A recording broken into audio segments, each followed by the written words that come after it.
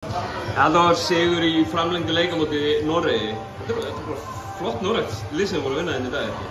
Já, þetta er svona það sterkasta Noregslið kvennamegin sem hafa verið að stefla fram. Já.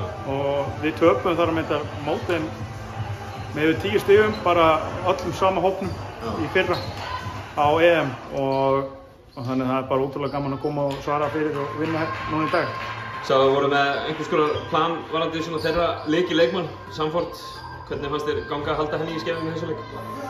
Mér fannst þér bara vera að djöflast í henni. Planið var svo sem ekkert eitthvað, það var bara að djöflast í henni og vera að skipta mönnum á og það voru nokkar sem voru að koma inn. Við vorum með Evu mikið á henni og Vilborg fór á hana, Marín kom á hana, Tinna fór á hana.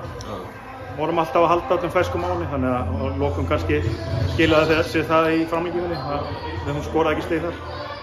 Þær skoruðu ekki stig í framlengingunni?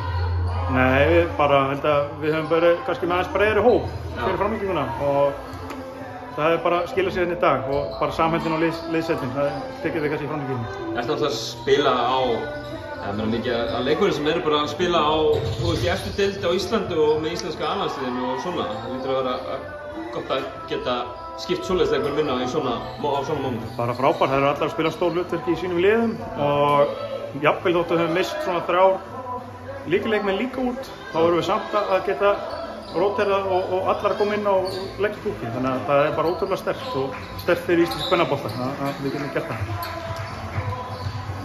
Byrja á sigri, það hlýtur að vera gott.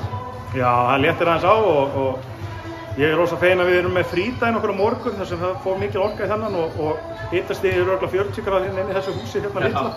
Þannig að það verður gott að aðeins að koma og það hjálpa með sjálfstraust og fyrir næstu leiki, þannig að það er bara frábært. Takk fyrir. Takk fyrir.